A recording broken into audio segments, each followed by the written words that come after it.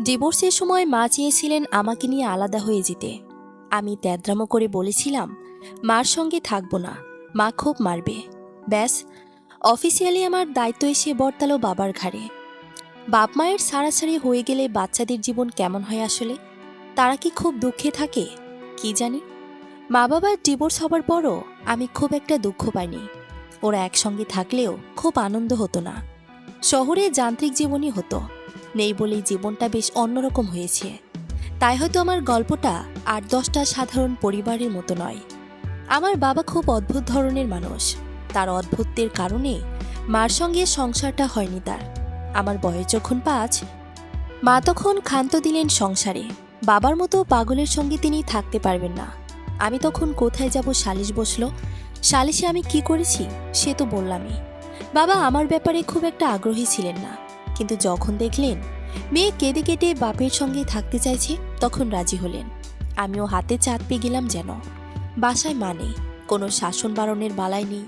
আমার রাজ্যে আমি রাজা, ধরি রাজকন্যা। এমনিতেও মা চাকরি করতেন, আমাকে দেখবার জন্য কাজের লোক মজুদ ছিল। তাই মা চলে গেলেও আমার বিশেষ সমস্যা হলো না। আমার দিনকাল ভালোই চলছিল।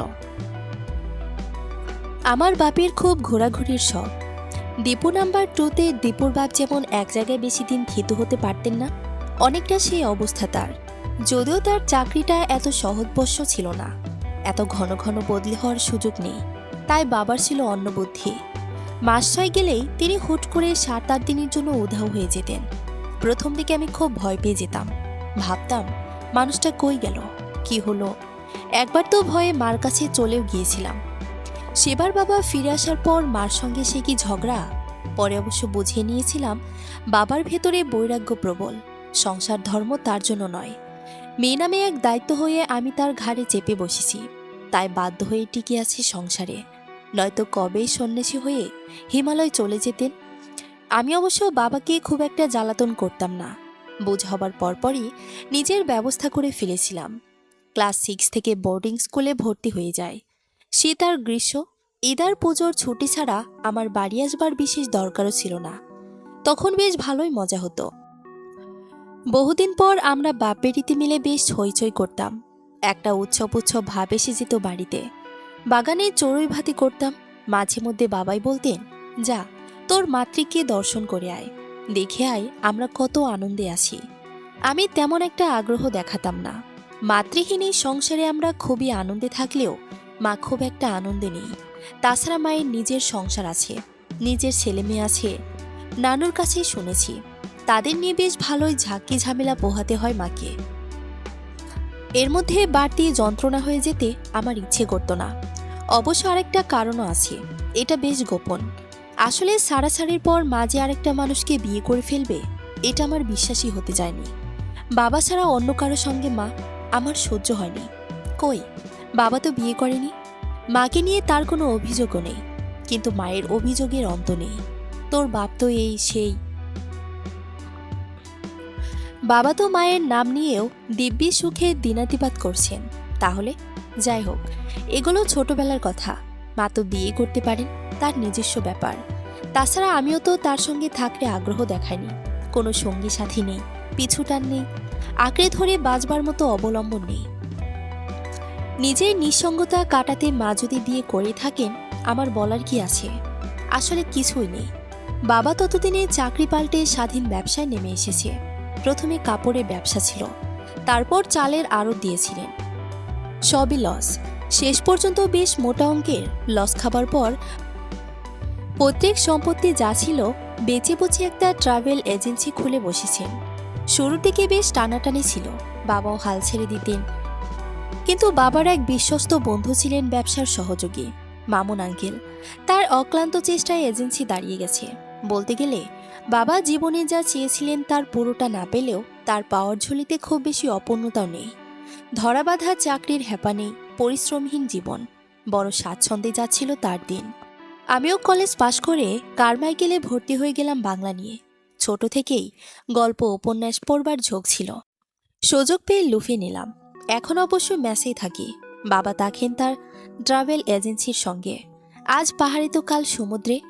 আমাদের জেল রোডের বাড়িটা ফাঁকায় পড়ে থাকে সবসময়। মাঝে মধ্যে যাই, ফাঁকা বাসায় দ্রুত দিন কাটিয়ে আবার ফিরে আসি। মেস জীবনে এই ছোট রুমটাই আসলে খুব ভালো লাগে আমার। পুরো পৃথিবীটা যেন ছোট হয়ে এঁটে গিয়েছে 8x9 ফুটের এই পুরনো ঘরটায়। ঈদের ছুটিতে বাড়ি এসেছি। দুদিন পর হাওয়াই শার্ট গায়ে বাবা এসে পৌঁছালেন সেন্ট মার্টিন থেকে। আমাকে দেখেই গাল ভরে হাসলেন। তুইও এসে পড়েছিস? বাহ, ভালো হলো তো। পাঠক অবাক হতে পারেন, বাবা কি জানতেন না আমার খোঁজ? আমাদের কি যোগাযোগ হয় না? আসলেই হয় না। বাবা মোবাইল ফোন তেমন একটা ব্যবহার করেন না, করলেও আমার সঙ্গে তার কথাবার্তা খুবই কম হয়। এক্ষেত্রে বাবার দোষ নেই, আমার নিজেরই মোবাইল কোথায় থাকে হুঁশ পায় না। আসলে বাপের ঔদাসীন্য আর বৈরাগ্য আমার ভেতরে ঢুকে গিয়েছে ভালো করে। আমিও খুব আনন্দে নিয়ে বললাম, হ্যাঁ ছুটিতে এসে পড়লাম। বলো তো দুপুরে কি খাবে? ঝালঝাল করে মাংস কষিয়ে নিই, আর একটু পোলাও। দুপুর রাত দুটোই জমবে চলবে। বাবা খানিকটা অবাক হলেন। তুই রান্না বান্নাও শিখেছিস নাকি? শিখলি কোথায়? তোর মা? বাবা, আমি সেই কবে থেকে রান্না জানি। গতবার তোমাকে কাচি করে খাওয়ালাম, মনে নেই? বাবা দিব্যি ভুলে গেছেন। মাথা চুলকাতে চুলকাতে বললেন, কি জানি রে, প্রতিদিন এত এত স্মৃতি জড় হয়, সবগুলো মনে থাকে না। হ্যাঁ, সব স্মৃতির সঙ্গে মেয়েকেও ভুলে যাও। ইউটিউব ঘেটে কত কত রান্না শিখেছি আমি, তোমাকেও প্রায় করেই খাওয়াই। অভিমান হলো আমার। বাবা আহ্লাদ করে বললেন, রাগ করিস না, জানিসই তো ভুলে টুলে যায়। আচ্ছা চট করে রেডি ফেল দেখি, কি রাতে জানিস? তোর রান্নার আরেকটা পরীক্ষা হোক। আমি সানন্দে রাতে বসে গেলাম। সন্ধ্যায় মা ফোন করলো আমায়, প্রায় মাসখানেক পর। শেষবার যখন কথা হয়েছিল তখন মা বেশ চিন্তিত ছিলেন। তার বড় মেয়েকে নিয়ে নাকি খুব দুশ্চিন্তায় আছেন। কল দেখে আমার মনে পড়ল সে কথা। আমি জিজ্ঞেস করতে যাব তার আগে মা নিজেই বললেন, মোহনার বিয়ে ঠিক করেছি মৌসি, কালকে ঘরোয়া আয়োজনে কাবিন হবে। তুমি আসতে পারবে না মা? আমার 8 বছরের ছোট মোহনার বিয়ের কথা শুনে আমি যারপনায় অবাক হলাম। মোহনার বয়স কত এখন? 18 হয়েছে কি? আচ্ছা আমার বয়স কত? অপ্রতিভ গলায় বললাম, এত তাড়াতাড়ি? ওর কি বয়স হয়েছে এই অল্প বয়সে? এ মাসে 18 হয়েছে, না হলেও কিছু করার ছিল না। এরকম মেয়েকে বেশি দিন ঘরে রেখে কেলেঙ্কারি। কথা শেষ না করে বললেন, সে কথা বাদ দাও, তুমি চলে এসে তো মা, অনেকদিন তোমাকে দেখি না। আচ্ছা দেখছি, সময় হলে এসে যাব। দেখছি নয়, আসতেই হবে। এতদিন ধরে মা ডাকি তোমাকে, তুমি আসো না, এখনো দেখছি আসবে না। মাকে দেখতে তোমার একটু ইচ্ছে করে না? আমি কিছু বললাম না। মাকে দেখতে আমার ইচ্ছে করে না সত্যি, একসময় হয়তো করতো। ছুটিতে বাবার সাথে বসে খিচুড়ি রেঁধে খেতে খেতে ভাবলাম, মা থাকলে আরো ভালো হতো, খুব মজা করতাম। এখন আর সেসব মনে হয় না। মা যেন এক অন্য গ্রহের মানুষ, খুব অচেনা কেউ। রাতে খেতে বসে মোহনার বিয়ের কথা বলতেই বাবা জানালেন মা তাকে ফোন করেছিলেন। তার আশঙ্কা বাবার নিষেধে আমি তার ওখানে যাই না, তাই অনুরোধ করেছেন আমাকে যেন যেতে দেওয়া হয়। খেতে খেতেই বাবা জিজ্ঞেস করলেন, তুই বোধহয় ওখানে একদমই যাস না না? তোর মার কথা শুনে মনে হলো আর কি। সময় কোথায় বলো, বাড়ি আসবারই তো ফুসরত মেলে না, তাতে আবার এখান থেকে এতটুকু, ডিসির মোড় পার হলেই তো বাসা। সময় করে যাবি, একই শহরে থাকিস, তবুও যদি। আমি উত্তর না দিয়ে চুপচাপ খেতে লাগলাম। মা এ বিষয়ে এ বাড়িতে আলাপ আলোচনা খুবই কম, মাঝে মধ্যে দু একটা কথাতেই সব সীমাবদ্ধ। বাবা আবার বললেন, আজ ওর কণ্ঠটা অন্যরকম শোনাচ্ছিল।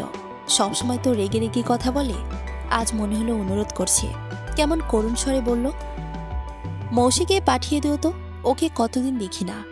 মার কণ্ঠের পরিবর্তন আমিও লক্ষ্য করেছি। আমার সঙ্গে রাগ না করলেও কণ্ঠে বেশ তেজ তেজ একটা ভাব থাকে সবসময়, সেসব কেমন যেন মিয়ে গেছে। মোহনাকে নিয়ে খুব দুশ্চিন্তা নাকি তার। গোধূলির হলদে আলোয় পাখিরা যখন নিড়ে ফিরে তখন আমি হেলে দুলে বাসা থেকে বেরোতামই না। বাবা হঠাৎ বলল, এত করে যখন বলল তোর মা, জানা হয়। বাবা আমার কোনো বিষয়ে কথা বলেন না, আজ বলায় না করা গেল না। জামাটা পাল্টে টোট ব্যাগ ঘাড়ে নিয়ে রিকশা নিলাম ডিসির মোড়ে আমার মায়ের বাসার উদ্দেশ্যে। ডিসির বাসভবনের উল্টো পাশে যে গলিটা ঢুকেছে, ব্রিজ পেরিয়ে আর্কেডে স্কুল, ওই স্কুলটার অপোজিটে 9তলা ভবনটায় মা থাকে। আমার মা, আমার বাবার প্রাক্তন স্ত্রী। সন্ধ্যা নেমে গেছে, মাগরিবের আজানের সময় বোধহয় শেষ।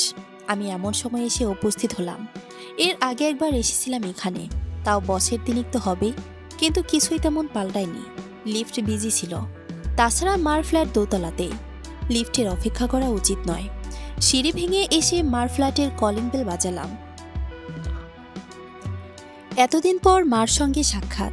আমার বুকের ভেতরটায় কি একটু ধুকপুকানি বেশি হচ্ছে, নাকি সব স্বাভাবিক? সিঁড়ি ভাঙার কারণে এমন লাগছে। দরজা খুলে দিল মার ছোট ছেলে তন্ময়। ছেলেটা বড় হয়ে গেছে, উচ্চতা বোধ হয় আমাকেও ছাড়িয়ে গেছে। আমি কিছু বলবো, সুযোগটা অবধি দিল না। ফের দরজা লাগিয়ে চলে গেল ওর ঘরে। কে এসেছে রে? বলতে বলতে মা ড্রয়িং স্পেসে এসে দাঁড়াতেই মুখোমুখি হলাম। এক মুহূর্তের জন্য থমকালাম দুজন। মৌসি এসেছ? আমি তো ভেবেছিলাম আসবেই না, আর একটু আগে এলে কি ক্ষতি হতো। মোহনার বিদায় দিয়ে এলাম নামাজের আগে। আমি চারপাশে চোখ বুলালাম। এ বাড়িতে বিয়ে হলো? কই, সব কিছু তো সাধারণ, একটা বাড়তি সাজানো কিছু নেই। মিথ্যে করে বললাম, বিকেলে আসতাম, ঘুমিয়ে গিয়েছিলাম। ঘুম ভেঙে দেখি দেরি হয়ে গেল। আজ আর আসতাম না, বাবা জোর করলেন বলে। এসেছো? খুব ভালো হয়েছে, বসো তো। মামার হাত ধরে সোফায় বসালেন। সত্যি বলতে খুব ইতস্ত লাগছে। মার মুখে তুমি সম্বোধনটা কেমন অদ্ভুত শোনায়। ছোটবেলা থেকেই তো তুই বলতেন, হঠাৎ তুমি তো উঠে এলেন। আমাদের মনের দূরত্ব কি এখনো চোখে দৃশ্যমান? কেমন আছো মা? মার গলার স্বরে এত আন্তরিকতা। এই আন্তরিকতাই আমাকে মনে করে দিচ্ছে সামনে বসা মহিলাটি আমার মা নন, মোহনা, তন্ময়ের মা। আমি মাথা নাড়লাম। ভালো আছি, তুমি? আমার আর ভালো থাকা? একজনকে বিদায় দিয়েছি, আরেকজনের যে কি গতে হবে দুশ্চিন্তায় শুকিয়ে গেছে অনেক। অসুস্থ নাকি? অসুস্থ না, এদের দুই ভাই বোনের যন্ত্রণায় এই অবস্থা। একটা কথা যদি শুনতো আমার। মা দীর্ঘশ্বাস ছাড়লেন। ছেলে মেয়ে নিয়ে তার বড় ঝামেলা চলছে, ছোট খালা বলেছিলেন আমায়। মোহনা যে সবে এসএসসি দিল, পরীক্ষার মাত্র 1 মাস আগে এক ছেলের সঙ্গে পালিয়ে যেতে চেয়েছিল। মা হাতে নাতে ধরে আটকেছে। পরীক্ষা পেরোতেই তার ব্যবস্থা করল মা। তন্ময়ের সমস্যাটা ঠিক জানি না, খালা বলেছিলেন ও ড্রাগস নেয়, মাত্র 8-এ পড়ে ছেলে। এই বয়সে ড্রাগস? আমি চারপাশে তাকিয়ে বললাম, আর কেউ আসেনি? কে আসবে? তোমাকে তো বলেছিলাম একদম ঘরোয়া আয়োজন, তুমি একমাত্র গেস্ট। অবাক না হয়ে পারলাম না। মা বলেছিল বটে, কিন্তু বিশ্বাস করিনি। বাঙালির ঘরোয়া আয়োজন মানে যে কি খুব জানি আমি। কম করে হলেও 15-20 জন থাকে এই ঘরোয়া আয়োজনে। এই জন্য তো আসবার ইচ্ছে ছিল না। মোহনার দাদার বাড়ি কেউ থাকবে ভেবেছিলাম, থাকলেই তো শুনতে হতো কত কিছু। কতগুলো অনাবশ্যক কৌতূহল জড়ানো প্রশ্নমালার জবাব দিতে দিতে ক্লান্ত বোধহয় হতো। তাছাড়া আমি এমন কেউ নই যে ঘরোয়া পরিবেশে আমন্ত্রণ পাব। তন্ময়, মোহনা কিংবা ওদের বাবা মশিউর আঙ্কেল সবাই আমার দূরের মানুষ। মার সঙ্গে একমাত্র সম্পর্ক। বিয়ে উপলক্ষে করা পায়েস মা এনে দিলেন, খেতে দিলেন আমায়। আমার ছোটবেলায় পায়েস খুব পছন্দের ছিল, ইদানিং অবশ্য খাই না তেমন। আমার দাদার বংশে ডায়াবেটিস ছিল, আমারও হয়ে যায় কিনা তাই ভয়ে ছেড়ে দিয়েছি। পায়েসের বাটি দেখে আমার না করতে ইচ্ছে করেছিল, মা মুখের উপর তাকিয়ে বলা হলো না সে কথা। আমাকে খেতে দেখে তিনি পুরনো স্মৃতিচারণ করলেন। ছোট থাকতে পায়েস বানানোর জন্য কত বায়না করতে তুমি, মনে আছে? আমি অফিস থেকে ফিরে সময় পেতাম না ভাত রাতবার, তুমি জিদ করে ভাত খাবে না বলতে, মার দিলে পরে কাঁদতে কাঁদতে খেতে বসতে। শুক্রবারের দিনগুলো পায়েস না খেলে তোমার চলতোই না। আমি তার স্মৃতিচারণে যোগ দিলাম না। পুরনো কথা আমার শুনতে ভালো লাগে না, ওসব কথা আমি ভুলে যেতে চাই। আমি বেঁচে থাকি বর্তমান আর ভবিষ্যৎ নিয়ে, কিন্তু অতীত কি তাই পিছু ছাড়ে? মা আমার মুখে মুখে বসেছে, অনেকক্ষণ চেয়ে আছেন আমার মুখের দিকে। কোনো কথা নয়, কোনো শব্দ নয়, কেমন এক দৃষ্টিতে তাকিয়ে রইলেন। অস্বস্তি হচ্ছিল। এভাবে নিঃশব্দে বসে থাকা যায়? উসখুস করতে বললেন, তুমি একদম তোমার বাবার মতো হয়েছ। হুবহু সেই চোখ, খাড়া নাক, থুতনির সেই স্থায়ী খাজ। আমি কি বলবো ভেবে পেলাম না। আমি তো ছোট থেকে বাবার মতোই দেখতে, এ আর নতুন কি? আমি বাবার মতো বলেই তো বাবার সমস্ত রাগ আমার উপরে ঝাড়ত মা। প্রায় মার খেতাম, কারণে অকারণে। তাতে ওদের সারার সময় আমি বলেছিলাম মার সঙ্গে থাকবো না, মা খুব মারবে। মা আবারও বললেন, তোমার এই চেহারাটা খুব আকর্ষণীয় জানো। কলেজ লাইফে তোমার বাবার শুধু মুখটা দেখেই আমি প্রেমে পড়েছিলাম, নয়তো বাপ মা নেই। মামার বাড়িতে থাকা বাউন্ডুলে ছেলে তাকে দেখে আমার মতো ক্যারিয়ার ওরিয়েন্ট মেয়ে প্রেমে পড়ে কিভাবে? কিন্তু এই চেহারার এত মায়া, এত আকর্ষণ, আমি জানি সে কথা। ছোট খালা আমাকে সব বলেছেন।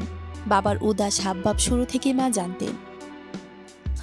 কলেজ জীবন থেকেই তাদের পরিচয়, কিন্তু কোনো দ্বিপাক্ষিক প্রেম ছিল না। মায়ের দিককার একপাক্ষিক ভালো লাগা। নানু যখন বিয়ে ঠিক করলেন মার, এক সন্ধ্যায় এসে হাজির হয়ে গেল বাবার মেসে। বাবা তখন নাকি পুরোপুরি সন্ন্যাস নেবার পায়তারা করছে। আচমকা মাকে দেখে বুঝলেন সব পণ্ড হয়ে গেছে। এরকম অবস্থায় একটা মেয়ে ফিরে যাবার উপায় থাকে না। মা যেমন সাংঘাতিক রকমের সিরিয়াস মানুষ ছিলেন, তাকে ফিরিয়ে দিলে গলায় কলসি বেঁধে তিস্তায় ডুবে মরবে না, এর কোনো বিশ্বাস নেই। তাছাড়া তখন বাবা একটা ছোটখাটো ট্রাভেল এনজিওতে চাকরিও বাগিয়ে ফেলেছেন। টাকা পয়সার সমস্যা ছিল না। সন্ন্যাস ব্রত ত্যাগ করে সংসার জীবনে ঢুকতে বিশেষ অসুবিধে নেই। তবে বিয়ে সেদিনই হয়নি। মাকে বাড়ি থেকে এসে নিজের নানুর সঙ্গে কথা বলছিলেন বাবা। এই হলো তাদের বিয়ের গল্প। যে সংসার গড়েছিলেন মা, কিন্তু সেই সংসার ভাঙলেনও তিনি। জীবন কত অদ্ভুত, তাই না? সকালবেলা বেশ কড়া রোদ উঠেছে। ভাবলাম বিছানার তোষকগুলো নেড়ে দিয়ে আসি। এমনিও বাড়িতে তেমন থাকি না, তোষকগুলো স্যাঁতস্যাঁতে হয়ে যায়। রোদে দিলে ভালো হবে। ছাদে নেড়ে দেবার জন্য সবে বাবার তোষক উঠিয়েছি, অমনি নিচ থেকে একটা হলুদ খাম পড়ে গেল। অবাক হয়ে তুলতে দেখি চিঠির খাম। প্রাপকে মার নাম লেখা, প্রেরক ছোট খালামণি। ভেতরে চিঠিও আছে। মা বাড়ি ছেড়ে গেছে প্রায় 20 বছর আগে, তার চিঠি এখনো রয়ে গেছে। তোষক নামিয়ে ভালো করে তাকিয়ে দেখি বিছানার আরেক পাশে চাটাই নিচে অনেকগুলো খাম বান্ডিল করে রাখা। ওগুলো অবশ্য সবই বাবার, তার বন্ধুদের লেখা, তাই বিশেষ মাথা না ঘামিয়ে রেখে দিলাম। কেবল মায়ের চিঠিটা নিয়ে রাখলাম ঘরে। এই জন্যই যে বাবা চিঠির খোঁজ করে কিনা। খুবই ছেলেমানুষী ধরনের কাণ্ড, কিন্তু সত্যি জানতে ইচ্ছে করছে 20 বছর আগের প্রাক্তন স্ত্রীর চিঠি তোষকের তলায় রাখবার পেছনে কোনো বিশেষ কারণ থাকতে পারে কি? বিকেলে বাবা নামাজে গিয়েছিল। সাধারণত আসরের নামাজ পড়ে সে কিছুক্ষণ এদিক সেদিক হাঁটে। দোকানে বসে মাঝে মধ্যে চা সিঙ্গারা খায়। ফেরবার পথে আমার জন্য কিছু নিয়ে আসে। আজও নিয়ে এলো, কিন্তু সিঙ্গারা নয়, পাত্রের ছবি। কোথা থেকে এক ছেলের ছবি নিয়ে এসে বললেন, ছেলেটাকে দেখতো মৌসি। আমি তাকিয়ে দেখলাম একটা পুরনো আমলের মতো সাদা কালো পাসপোর্ট সাইজ ছবি। একটা ছেলে থমথমে মুখ করে চেয়ে আছে সোজা। ভ্রু ক্রোচকে তাকলাম বাবার দিকে। বাবা কি ঠাট্টা করছে আমার সঙ্গে? বিয়ের জন্য এরকম ছবি কে দেয়? কিন্তু কিছু বুঝতে না পেরে বললাম, মজা করছো? এই যুগের বিয়েতে সাদা কালো ছবি কে দেয়? সত্যি করে বলো তো, এটা কে? কোনো দাদর ইয়াং বয়সের ছবি এনে মস্করা করছো? সন্দেহে মুখ কুচকে ফেললাম আমি। চায়ের কাপে চুমুক বসাতে ভুলে গেলাম। বাবা হতাশ হলেন কিছুটা। ওরে না রে, সত্যি তোর বিয়ের পাত্র দেখেছি, ছেলেটা ভালো আছে, তুই একটু দেখ তো ভালো লাগে কিনা। আমি দ্বিধান্বিত চোখে ছবিটা হাতে নিলাম। ছেলেটা সুন্দর। আমার সাহিত্যের ভাষায় বলতে গেলে টকবগে যৌবনলা সুদর্শন যুবকের স্থির চিত্র। গম্ভীর চেহারার থমথমে চাউনি মনের ভেতরে অন্যরকম একটা অনুভূতির সৃষ্টি করল। বাবা আমাকে চুপ করে থাকতে দেখে বললেন, ওর নাম তানজিম সরোয়ার, সিনেমায় অভিনয় করে, চিনিসিস কি? আমার জন্য বাবা সিনেমার নায়ক ধরে এনেছে। আমি কি সেরকম মেয়ে নাকি? মাথা নেড়ে বললাম, ওহো, বাংলা সিনেমা দেখি না আমি, চিনছি না তাই। আমিও তো দেখি না রে, সময় কোথায়, সারাদিন এদিক সেদিক ছুটে কুল পাচ্ছি না। আমি প্রশ্নাত্মক চোখে তাকালাম। তাহলে এর খোঁজ তোমাকে কে দিল বাবা? ফ্রডের পাল্লায় পড়েছ নাকি? আরে না না, তোর মামুর আঙ্কেল খোঁজ এনেছে। ছেলে একদম খাঁটি, বাবা মা কেউ নেই। আমার মতোই মামার বাড়িতে মানুষ হয়েছে। সিনেমায় কাজ শুরুর পর এখন ঢাকায় নিজের ফ্ল্যাটেই থাকে। ওর মামার বাড়ি এই হাজিরহাটেই। আমি ভ্রকুচকে বাবার দিকে তাকিয়ে রইলাম। তাকে দেখে মনে হচ্ছে তিনি খুব নার্ভাস, যেন আমি স্কুলের রাগী মাস্টারনি তাকে ক্লাসে সবার সামনে দাঁড় করিয়ে পড়া ধরেছি। তিনি গড়গড় করে মুখস্থ বলে যাচ্ছেন। কি রে, ওভাবে তাকিয়ে আছিস কেন? পছন্দ হয়েছে? আমি মামুনকে বলবো? ছেলে বোধহয় রংপুরে আসবে 2-1 দিনের মধ্যে। ঈদের ছুটি না, তখন দেখা করে নিবি। আমি সে কথার জবাব দিলাম না, কথা ঘুরিয়ে বললাম, হঠাৎ আমার বিয়ের এত তাড়া দিচ্ছ কেন? হয়েছে কি? বাবা মুখ কাচুমাচু করে তেল লাগলেন, মিনমিন করে বললেন, কি হবে? তোর মা ফোন করলো সকালে, ছোট বোন হয়ে মোহনার বিয়ে হয়ে গেছে, তোর এখনো গতি করিনি, এই নিয়ে কথা শোনালো। কথা শেষ করার আমি সংশোধন করে দিলাম, মোহন আমার ছোট বোন নয় বাবা, আমি তোমাদের দুজনের একমাত্র সন্তান। বাবা থতমত খেলেন। ওই হলো আর কি, তোর মায়ের মেয়েই তো, ওর বিয়ে হয়ে গেছে। তাছাড়া তোরও তো বয়স হয়েছে বিয়ের, কি হয়নি বল? আমার বয়স কত বাবা? আমি গালে হাত রেখে প্রশ্ন ছুড়লাম। বাবা এবার চূড়ান্ত অপ্রস্তুত হলেন, আমতা আমতা করতে লাগলেন। কত আর হবে, 21 বা 22। আমি হেসে উঠলাম জোরে। আমার বাবা সত্যি একটা আলাভোলা মানুষ। মা চলে যাওয়ারই তো 20 বছর চলছে, আমার বয়স অতটুকু হবে? জানতাম বাবা পারবেন না। হাসি থামিয়ে বললাম, এবছর আমার 26-এ পড়বে বাবা, মোহনার বয়সটা 18। আচ্ছা, তুই যখন বলছিস তবে হয়তো। আসলে আজকাল কিছু মনে থাকে না, বয়স হচ্ছে তো। তোমার কখনোই কিছু মনে থাকে না বাবা, থাক, সমস্যা নেই, বাদ দাও। সহজ ভঙ্গিতে হাসলাম। ধরা পড়ে গিয়ে বাবা বেশ লজ্জা পেয়েছেন, চেহারা থেকে অপ্রস্তুত ভাবটা সরছেই না। বিষয়টা হালকা করতে গলা খাকারি দিয়ে বললাম, আমার বিয়ে নিয়ে তোমার এত ভাবতে হবে না বাবা, আই ক্যান ম্যানেজ। এখনই বিয়ে শাদী করতে ইচ্ছে করছে না। বলে চায়ের কাপ তুলে রান্নাঘরে চলে এলাম। বাবার হয়তো কিছু বলতেন, আমতা আমতা করতেই কথা শেষ হলো না। আমি বিশেষ আগ্রহ দেখালাম না এসব নিয়ে। আপাতত আমার বিয়ে বিষয়ে কোনো ভাবনা নেই, আগ্রহ নেই। যদি কখনো হয় ভেবে দেখতে পারি। কালকে ঈদ, ঈদ উপলক্ষে বাড়িঘর একটু গোছগাছ করছিলাম। ছোটবেলায় দেখতাম কোনো অনুষ্ঠানের আগ দিয়ে মা একবার পুরো বাড়িঘর সাফচুতর করতেন। মার আবার পরিচ্ছন্নতার বাতিক আছে। আমার কিংবা বাবার কারো এসবে মাথা ব্যথা নেই। তবুও কেন যেন ঈদের আগে একটু ঘরদোর মোছামুছি করি। বোধহয় মার কথা মনে পড়ে। দুপুরের খাবার রাঁধছি এমন সময়ে ঘরের কলিং বেল বাজল। ভাবলাম বাবা এলো বুঝি। দরজা খুলতে দেখি পাঠাওয়ের ডেলিভারি ম্যান। আমার নামে একটা পার্সেল এসেছে। আমি একটু অবাক হলাম, আমি তো কিছু অর্ডার করিনি। ডেলিভারি ম্যান ঠিকানা চেক করে বললেন, ঠিক আছে সব।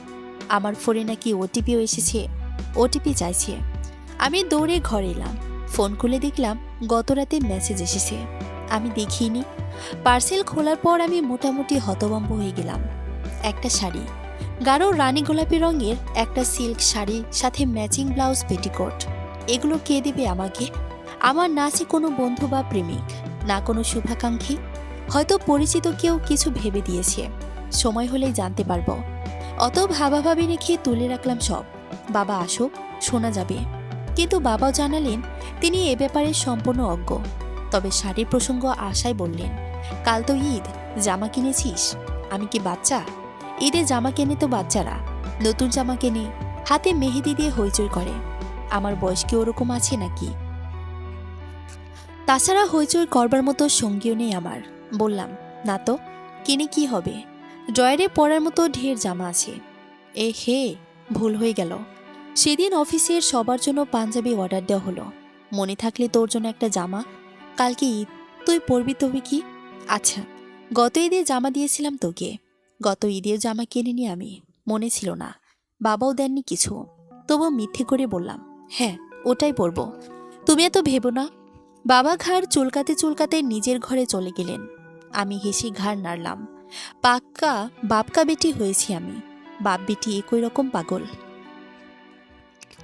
মা সঙ্গে থাকিনি বেশ হয়েছে, নয়তো আমাদের জ্বালাতেই পাগল হয়ে যেত। তারপর হঠাৎ কি ভেবে হাসি বন্ধ হলো আমার। আজকাল কি আমি মাকে নিয়ে বেশি ভাবছি? কই, আগে তো ভাবিনি এত করে। ঈদের সকালে আমি বেশ সুন্দর করে ফিরনি বানালাম। বাবা নামাজে যাবার আগে ফিরনি খেয়ে প্রশংসায় পঞ্চমুখ হয়ে গেলেন। আমি নাকি একদম দাদির মতো ফিরনি বানিয়েছি। বুঝলাম না বাবা মিথ্যে বলল কিনা। দাদি তো মারা গিয়েছে বহু আগে, বাবা ছোট থাকতে। অত আগের কথা মনে থাকে কারো? বললে তার মামির গল্প করতে পারেন, নাকি আমাকে খুশি করতে। 2:30টার দিকে বাবা কোরবানির গোশত নিয়ে এলেন। যেহেতু আমাদের বাড়িতে তেমন কে নেই, সেজন্য গোশত একদম কেটে বেছে অন্যদের দেওয়াজ থোয়ার পর্ব সেরেই বাড়ি নিয়ে আসেন। ঝুট ঝামেলা ছাড়া হয়ে যায় সব। তারপর অবশ্য রেঁধে খেতে খেতে বিকেলে হয়ে গেল আমাদের। খাওয়া শেষ করেছি তখন ছোট খালামণি ফোন করলেন। মা তন্ময়দের নিয়ে ও বাড়ি গিয়েছেন। মোহনার ওর বড় এসেছে, দাওয়াত করেছিল খালামণি। আমাকেও ডাকলেন খুব করে। আমি রাজি হলাম না। গলা অবধি ভাত খেয়ে আমার পেট টইটুম্বর। এখন একটু ঘুমাবো। খালামণি তবুও পিড়াপিড়ি করতে লাগলেন। মা কথা বলতে চাইলেন, শুনলাম। আমি সুযোগটুকু দিলাম না। চট করে কল কেটে মোবাইল বন্ধ করে রাখলাম। আমি এখনই বিয়ে করতে চাচ্ছি না। খবরটা কি করে যেন মার কাছে চলে গেছে। সেজন্য তিনি গত 2 দিন ধরে নিয়মিত কল করেছেন আমাকে। আমি প্রথম দিন বুঝতে পেরেই কল রেখে দিয়েছি, আর রিসিভ করিনি। মা থাকতে না পেরে বাবাকে কল দিয়ে ধমকাতে শুরু করলেন। বাবা ও ঘরে বসে ফোনে মাকে ঠান্ডা করার চেষ্টা করছে। আমি এ ঘরে দরজা আটকে পায়চারি করতে করতে বই পড়ছি। সোফিক্লিসের এডিপাস। একটু পরে দরজায় নক হলো। বাবা কাতর কণ্ঠে ডাকছেন মার সঙ্গে কথা বলবার জন্য। আমি শ্বাস ফেললাম। ফোনটা হাতে নিতেই মা উপাস থেকে রাগ রাগ কণ্ঠে প্রশ্ন করলেন। মায়ের রাগের বিপরীতে আমি খুব ঠান্ডা স্বরে বললাম, বিয়ে করব না। বলিনি মা, বলেছি পরে করব। আমার এখন মানসিক কোনো প্রস্তুতি নেই। কেন নেই? তোমার কোথাও পছন্দ আছে? শোনো মৌসি, মা তোমাকে একটা কথা বলছি, পছন্দের কথা ঝেড়ে ফেলে দাও। পছন্দের বিয়ে কখনোই টিকবে না। আমাকে দেখোনি তুমি? তোমার বাবার মতো লোককে। আমি ফোনটা কান থেকে সরিয়ে বাবার দিকে তাকালাম। বাবা ঠোঁটে ঠোঁট টিপে মুখটা কেমন করে বাঁকা করে রেখেছেন। মা যে তাকে বকাবকি করছেন বুঝতে পেরেছেন আসলে। আমাকে চোখের ইশারায় কথা বলতে বলে নিজেই সুরসুর করে পালিয়ে গেলেন। আমি অসহায় হয়ে ফোন কানে নিলাম। জানালাম, আমার কোনো পছন্দ নেই মা, টেনশন করতে হবে না। তাহলে তো খুবই ভালো। তুমি ছেলেটাকে দেখে এসো। মামুন ভাই খোঁজ নিয়েছেন ছেলের। আমার সাথে কথা হয়েছে। তোমার বাবারও পছন্দ হয়েছে। ছেলের পরিবার নেই, শ্বশুরবাড়ির মানুষদের হ্যাপা নেই। উফ, শ্বশুরবাড়ির হ্যাপা যে কি জিনিস। মা একা একা কথা বলতে লাগলেন। ফোনটা পাশে উল্টো করে রেখে আমি চুপ করে রইলাম।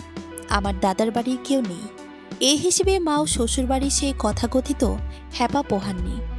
মশিউর আঙ্কেলের বাড়ির খবর ঠিক জানে না। নিশ্চয়ই অনেক মানুষ হবে, তাদের কথাই বলছেন মা। আমি সেসব শুনলাম না, কিছু বললামও না। মার সঙ্গে তর্কে কেউ পারবে না। বিতর্কে তার পুরস্কার আছে জাতীয় পর্যায়ের। অতএব যুক্তির ধার ধরে বিশেষ লাভ হবে না। কিছুক্ষণ পর নিঃশব্দে ফোন কেটে দিলাম। তানজিম সরোয়ার। উইকিপিডিয়া বলছে, বাংলা সিনেমায় নবাগত এই অভিনেতার পর্দার নাম সরোয়ার খন্দকার। রূপালী পর্দায় অভিষেক হওয়ার 1.5 বছর হয়েছে সবে। ইতোমধ্যে 3টি চলচ্চিত্র করেছেন। প্রথম 2টি ব্লকবাস্টার হিট। সর্বশেষ যেটি, সেটি মুক্তি পেয়েছে গত রোজার ঈদে। সেটিও বেশ ব্যবসা সফল হয়েছে। ল্যাপটপে ইউকের পাতাটা আমি খুব মনোযোগ দিয়ে পড়লাম। না পড়ে আর কি হবে, সে তো যেতেই হবে। বাবার সাথে যথেষ্ট ঝক্কি ঝামেলা করার পরও শেষ রক্ষা হয়নি। মা উঠে পড়ে লেগেছেন আমার বিয়ে নিয়ে। 26 বছরের বই মেয়েকে নাকি কেউ বিয়ে করবে না। এ তো আমার কপাল যে এত ভালো পাত্র পেয়েছি। মার এত কথা, এত ভাবনা আমার জন্য ভালো লাগছে না। আমার জীবনে তার দখলদারি তো ঠিক মানতে পারছি না। কাগজে কলমে তিনি এখনো আমার মা, সে কথাও অস্বীকার করবার জো নেই। কিন্তু মনের দিক থেকে কি আমাদের সম্পর্কের অবশিষ্ট কিছু আছে? 2 দশকের মতো দীর্ঘ একটা সময় পেরিয়ে গেছে। মা কি কেবল আমার মা আছে? মোহনা তন্ময় এসে ঢুকে জানি আমার অধিকার স্থানে। একবার রাগ হয়েছিল ভীষণ। ভেবেছিলাম ফট করে বলে দেব, আমার বিয়ে নিয়ে তোমার এত মাথা ব্যথা কিসের? আমার বাবা নেই আমার জন্য, তুমি কে? পরে মনে হলো না থাক, ছেড়ে যাওয়া মা হলেও মাই তো, কষ্ট দেওয়া ঠিক হবে না। তাছাড়া দেখা করতে গেলে কি বিয়ে হয়ে যায় নাকি? নায়ক সাহেবের কি ঠেকা পড়েছে আমার মতো ব্রোকেন ফ্যামিলির এভারেস্ট মেয়ের গলায় মালা ঝুলাবে? দুপুরের খাবার শেষে প্লেট বাটি গোছাচ্ছি। বাবা এসে সাহায্য করতে চাইলেন। আমি ভ্রুকুচকে তাকালাম। তুমি হঠাৎ সাহায্য করতে চাও? বাপরে, এমন করিস কেন? আমার মেয়ে না তুই? বাবা ভাতের ডিশটা আমার হাত থেকে নিলেন। আমি ময়লা বাসনগুলো সিঙ্কে রাখলাম, মেজে রেখে দেব। সেখানেও এসে বললেন, আমি না হয় এগুলো পরিষ্কার করি, তোর হাতে ময়লা দাগ পড়ে যায় যদি। আগেও তো ধুয়েছি এগুলো, তখন তো বলনি। বাবা থতমত খেয়েছেন। অপ্রতিভ কণ্ঠে বললেন, আজকে বিকেলে দেখা করতে যাবে তানজিমের সঙ্গে। তোর মা বলছিল একটু সুন্দর হয়ে যেতে। আল্লাহ, আমার রূপ না দিলে আমি কি বানাতে পারবো বাবা? তাছাড়া বাসন কোসন ধুলে এমন কিছু হয় না।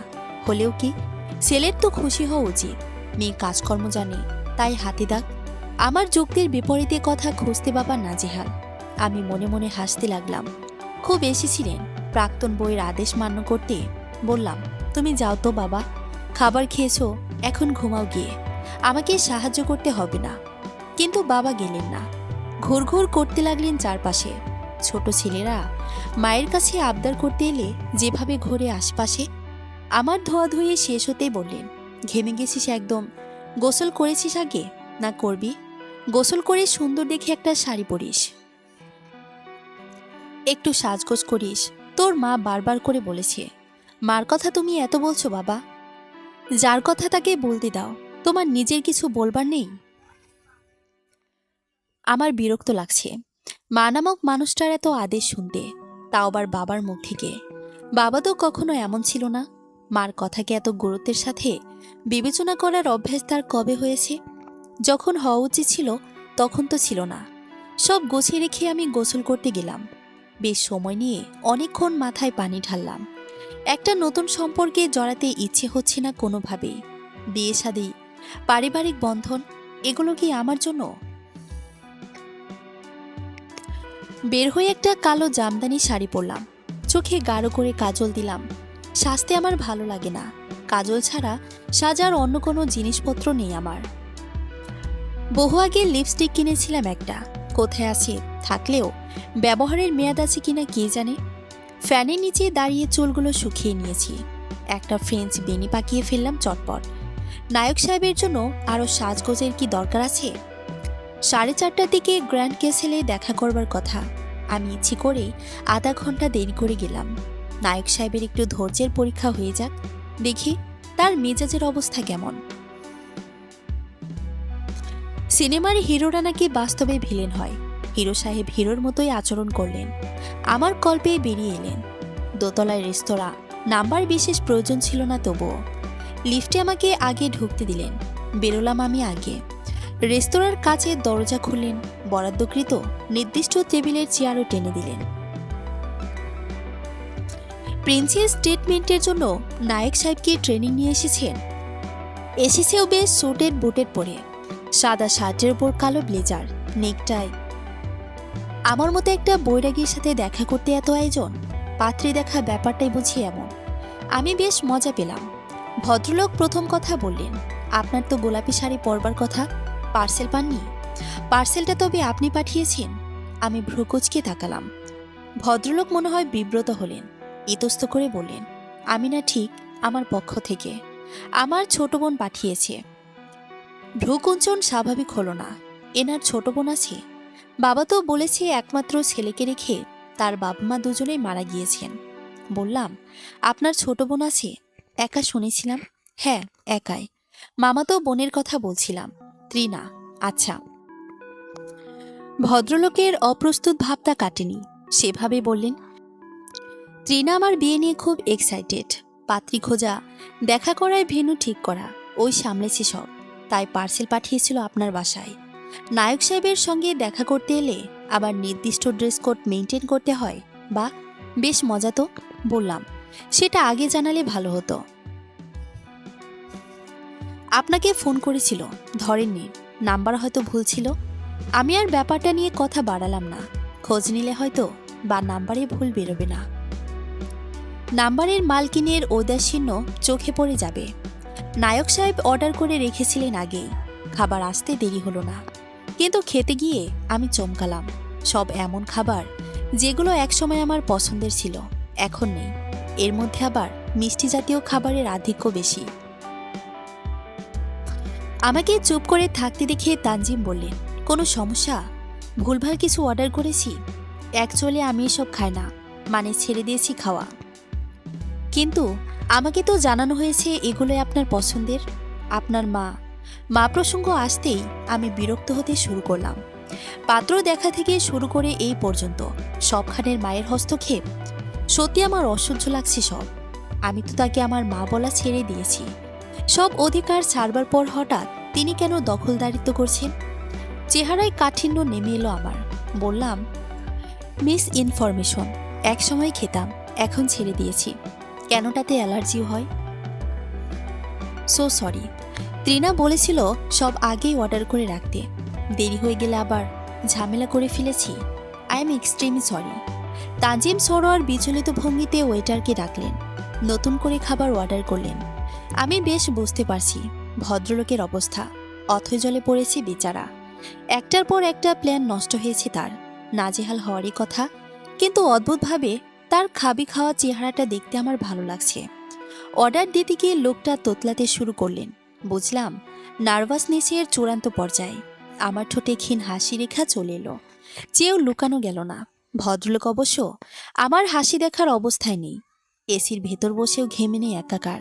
টিস্যু দিয়ে মুখ মুছলেন। আমি বললাম, আপনি ত্রিনাকে খুব ভালোবাসেন তাই না? ওর কথা খুব মানেন?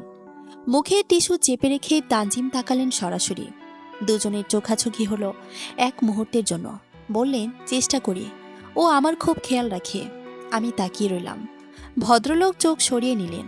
আমি কিছুক্ষণ অপেক্ষা করলাম। একটা শ্বাস ফেলে বললাম, আপনি খুব নার্ভাস নায়ক সাহেব। সিনেমায় বাঘা বাঘা নায়িকার সামনে এত সাবলীল অভিনয় করেন, আর আমার মতো সাধারণ মেয়ের সামনে ঘেমে নিয়ে একাকার হচ্ছেন। Prestige issue. ভদ্রলোক যেন কুল খুঁজে পেলেন না। কৌতূহল নিয়ে বললেন, আপনি আমার সিনেমা দেখেছেন? না, আমি সিনেমা দেখি না। তাহলে বললেন কি করে? এমনি। আপনি কি এখন নিজের প্রশংসা শুনতে চাচ্ছেন? ভদ্রলোকের সহজ হলো না, ফের থমকে গেলেন। আমি এবার হাসলাম। জিজ্ঞেস করলাম, ইন্ডাস্ট্রির কাউকে বিয়ে করছি না কেন? এক পেশায় দুজন থাকলে বোঝাপড়াটা ভালো হতো না? আমি সাদামাটা জীবন চাই। আমার কাছে মনে হয় রঙিন দুনিয়াটা টিভির পর্দায় মানায়, বাস্তবেরটা সাদামাটা হলে ভালো লাগে। সেজন্য বুঝি ব্ল্যাক অ্যান্ড হোয়াইট ছবি দিয়েছিলেন, সূক্ষ্ম ইঙ্গিত দিতে চেয়েছেন আপনাকে বিয়ে করলে আমার জীবনও এমন সাদা কালো বাংলা চলচ্চিত্র হয়ে যাবে। এই প্রথম ভদ্রলোক হাসলেন আমার কথায়, জড়তার খোলস রেখে স্বচ্ছ নির্মল হাসি। আমি লক্ষ্য করলাম হাসলে লোকটাকে অদ্ভুত সুন্দর দেখায়। যদিও আমি সিনেমা দেখি না, তবুও মনে হলো প্রয়াত সালমান শাহের চেহারার সঙ্গে মিলে যায় কিছুটা। তানজিম সরোয়ার বললেন, তেমন কিছু না, ছবি দেখে যেন চোখে একটা চটক লাগে সেই জন্য দেওয়া। তাছাড়া ফিল্ম ইন্ডাস্ট্রিতে কাজের সুবাদে আমার রঙিন ছবি তো সোশ্যাল মিডিয়ায় বেশ পরিচিত। সেগুলো দেখলে চট করে চিনবার কথা। বুদ্ধি ভালো, কিন্তু আমার ক্ষেত্রে কাজে লাগতো না। আমি আপনাকে চিনতাম না। আমি হেসে বলতেই উনি কপট দুঃখী চেহারায় বললেন, হা। দীর্ঘশ্বাস। এবার জোরে হেসে ফেলাম। ভদ্রলোকও হাসলেন, তবে স্মিথ হাসি। তার আড়ষ্টটা কাটতে শুরু করেছে। এর মধ্যে খাবার চলে এলো। তানজিম চমৎকার করে আমার জন্য পরিবেশন করলেন। তার আচরণ মুগ্ধ হবার মতো। আমি যদিও এখন পর্যন্ত মুগ্ধ হইনি, সিনেমার নায়ক তো, অভিনয়ে সেরা হবার কথা। খাওয়া শুরুর পর বললাম, ছবির বিষয়টা কি আপনার বুদ্ধি? তানজিম একটু চমকালেন, তবে সেটা প্রকাশ না করে হেসে মাথা নাড়লেন। জি না, আমার বুদ্ধি নয়। কিন্তু আপনি বুঝলেন কি করে? কথাটা বলা ঠিক হবে কিনা বুঝতে পারছি না। রাগ করবেন না তো? আমি সত্যি বলতে ভালোবাসি। আমিও সত্য শুনতেই চাই। বলুন না। তার আগ্রহমাখা চেহারার দিকে তাকিয়ে আমি একটু অপ্রতিভ হলাম। আমি মানুষকে পর্যবেক্ষণ করতে ভালোবাসি। প্রতিটা মানুষকে দেখবার পরই তার সম্পর্কে আমার কিছু ধারণা সৃষ্টি হয়। আমি সামনে আগাই সেই ধারণা নিয়ে ধীরে ধীরে মিলিয়ে দেখি আমি কতটুকু ঠিক ছিলাম। ভালো অভ্যেস তো। এই জন্য বুঝি আমাকে দেখে আপনি ভেবে নিলেন এই বুদ্ধি এই লোকের ঘিলুতে নেই। হা হা হা, কথা একেবারে সত্য। এই জন্যই আমি বলতে চাইনি। তানজিম সাহেবের আত্মাভিমানে ঘা পড়বার মতো বিব্রতকর বিষয়, কিন্তু লোকটা বিব্রত হয়নি, সহজভাবে গ্রহণ করেছে দেখে ভালো লাগলো। উনি বললেন, এই বুদ্ধিটা ত্রিনার। বললাম না, ও সব দেখছে বিয়ের। আচ্ছা। আমি চুপচাপ খেতে মন দিলাম। তানজিম সাহেব সম্পর্কে আমার আরেকটা ধারণা তৈরি হয়েছে, যে কথাটা এখন কোনোভাবেই বলা যাবে না। কলিং বেল বাজাতে বাবা পানছে মুখে দরজা খুলে দিল। আমাকে দেখে ফিসফিস করে বললেন, সব ঠিকঠাক আছে তো? কোনো গড়বড় করে? কি গড়বড় করব বাবা? পাত্রের গায়ে কামড় দিয়ে আসবো নাকি মাথা ফাটিয়ে দিয়ে আসবো? আমি হাসি হাসি মুখ করে তাকালাম। বাবা চোখ পাকিয়ে তাকালেন। ফাজলামো রাখো, ভেতরে আয় তাড়াতাড়ি, তোর মা এসেছে। মা এসেছে? আমি ভেতরে ভেতরে খুব অবাক হলেও মুখে কিছু বললাম না। শান্ত মুখে ড্রয়িং রুমে পা করে ঘরে ঢুকে গেলাম। সোফায় বসে থাকা মা বোধহয় আশা করেছিলেন আমি তাকে কিছু বলবো, কিন্তু আমি সেই সুযোগটুকু দিলাম না। শাড়ি পাল্টে হাত মুখ ধুয়ে রান্নাঘরে এলাম। চায়ের পানি বসানোর আগে একবার উকি দিলাম বসার ঘরে। তুমি চা খাবে মা? মা অবাক হয়ে তাকিয়ে আছেন। সর্বশেষ তিনি এ বাসায় এসেছিলেন 6 বছর আগে, আমার কলেজে পড়বার সময়। উচ্চ মাধ্যমিক পরীক্ষা দিব বলে দেখা করতে এসেছিলেন। আজ এতদিন পর তিনি বাসায় এসেছেন, অথচ আমি কোনো প্রতিক্রিয়া করছি না, সেটা অবাক করার মতো বিষয়ই। তথাপি বললেন, দাও, আমি 3 কাপ চা বানালাম। আমার আর বাবার জন্য দুধ চা, মার জন্য কড়া লিকারের চা। দুধ চা তিনি 2 চোখে দেখতে পারেন না। তার পছন্দের কথা খেয়াল রেখেছি বলে মা আরেকবার চমকালেন। আমি মনে মনে হাসলাম। বাবাকে তার ঘরে চা দিয়ে এলাম। এ ঘরে তিনি এখন আসবেন না। আসলেই মা সমস্ত চিৎকার চেঁচামেচির একমাত্র হেতু হয়ে দাঁড়াবেন। সে ভয়ে ঘাপটি মেরে লুকিয়ে আছেন ঘরে। চায়ে চমক দিয়ে মা জিজ্ঞেস করলেন, তুমি আমার ফোন ধরছো না কেন? এই কয়েকদিনে তোমাকে কতবার কল করা হয়েছে হিসেব আছে? খেয়াল করিনি। তাছাড়া ফোনটা কোথায় থাকে হদিস থাকে না মা। তা থাকবে কেন?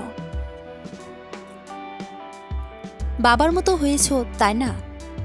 মা ধমকে উঠলেন। আমি লাজুক হাসলাম। ঘাড় চুলকাতে চুলকাতে নিঃস্ব স্বরে বললাম, বাবার কাছে থাকলে বাবার মতো হব না? মা হতভম্ব হয়ে গেলেন। মাকে কষ্ট দেওয়া আমার উদ্দেশ্য ছিল না, কিন্তু আমার কথাতে মা কষ্ট পেলেন। তার চোখ মুখ বিবর্ণ হয়ে গেল। অসহায় কণ্ঠে বললেন, আমিও তো তোকে নিতে চেয়েছিলাম, তুমি তো আসনি।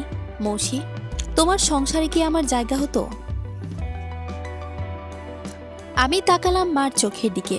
এ কথা সত্য যে বাবার সঙ্গে ছাড়াছাড়ির সময় মার অন্য কোনো সম্পর্ক ছিল না। অন্য বিয়ের কথাও হয়তো তিনি ভাবেননি, কিন্তু ডিভোর্সের বছরখানেকের মধ্যেই তিনি পুনরায় বিয়ের পিঁড়িতে বসেছেন। এই কথা কি তিনি অস্বীকার করতে পারবেন? আমার কথাটা এখানে অপ্রাসঙ্গিক, আমি নিজেও সেটা জানি। তবে প্রশ্নটা বহু বছর ধরে আমার মস্তিষ্কে ঘুরপাক খাচ্ছিল। আজ সুযোগ পেতে বেরিয়ে এলো। মা বিস্ময় চেপে বললেন, তোমার ধারণা আমি বিয়ের জন্য মুখিয়েছিলাম? তুমি আমার সঙ্গে এলেও আমি বিয়ে করতাম মৌসি। I was an independent women. আমার কোনো কিছুরই অভাব ছিল না, কেবল একজন সঙ্গী ছাড়া। আমি তোমাকে চেয়েছিলাম, তুমি আসনি। ডিভোর্সের পর আমি তোমার নানার বাড়িতেও থাকতে পারিনি। তাহলে আমি একে কোথায় যেতাম? কাকে আঁকড়ে বাঁচতাম বলো? এই সমাজে একা ওয়ার্কিং উইমেন হয়ে বেঁচে থাকা এত সহজ? মা রেগে গিয়েছেন। রাগার মতোই কথা। সন্তান হয়ে তার কর্মের জন্য কৈফিয়ত চাইছি, রাখবেনই তো? তার কথাগুলো মিথ্যে নয়, আমি তো এসব জানি। মার কোনো দোষ নেই। ও ঘর থেকে বাবা বেরিয়ে এসেছেন। ইশারায় জানতে চাইছেন ঘটনা কি। আমি তাকে ঘটনা বলার পরিবর্তে ঘরে যেতে অনুরোধ করলাম। তাকে দেখলে মা আরও চিৎকার শুরু করবেন। নিচু স্বরে বললাম, আমার ভুল হয়েছে মা, এসব ছাড়ো এখন প্লিজ। কেন ছাড়বো? আজ এতদিন পর তুমি আমাকে এই কথা বলো কিভাবে? আমার উপর সব দায় চাপানোর অধিকার তোমায় কে দিয়েছে? মা রেগে উঠে দাঁড়ালেন। আমিও উঠলাম। তার হাত ধরে শান্ত করবার চেষ্টা করলাম। আমি তোমার উপর কোনো দায় চাপাচ্ছি না মা, প্লিজ শান্ত হও। আমি বললাম তো আমার ভুল হয়েছে, এই কথাটা বলাই ঠিক হয়নি। আমি সরি। তুমি নিজের মেয়ে হয়েও আমাকে এভাবে বললে মৌসি? আমি তো তোমার মা। বলতে বলতেই মা কেঁদে ফেললেন। আমি তাকে ধরে বসিয়ে দিলাম সোফায়। হুট করে আমার পুরনো দিনের কথা মনে পড়ল। বাবার সাথে মার ঝগড়া হলে বাবা বেশিরভাগ সময়ই চুপ করে থাকতেন। হয়তো 10টা কথার বিপরীতে মিনমিন করে একটা কথা বলতেন, কিন্তু ওই কথাটাই হতো বোম ফাটানোর মতো। মা রেগে চিৎকার শুরু করতেন। একসময় চেঁচামেচি শেষে ক্লান্ত হয়ে কাঁদতে বসতেন। আমি তখন খুব ছোট। রাগান্বিত মাকে খুব ভয় পেয়ে লুকিয়ে থাকতাম, কিন্তু তার কান্নার শব্দ পেলেই ছুটে আসতাম। মাকে জড়িয়ে ধরে বসে থাকতাম। মা আমার দুগালে অজস্র চুমো খেতে খেতে বলতেন, আমরা আর এখানে থাকবো না, ঠিক আছে মা, আমরা চলে যাব।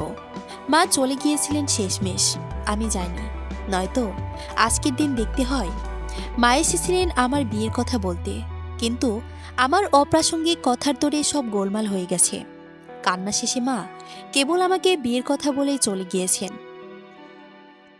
তানজিমের বিষয়ে এই পক্ষ থেকে সমস্ত খোঁজখবর নেওয়া শেষ। এখন আমরা রাজি হলেই বিয়েটা হয়ে যাবে। আমি তৎক্ষণাৎ কোনো উত্তর দেইনি, সময় লাগবে আমার নিজেকে বুঝতে এবং বোঝাতে।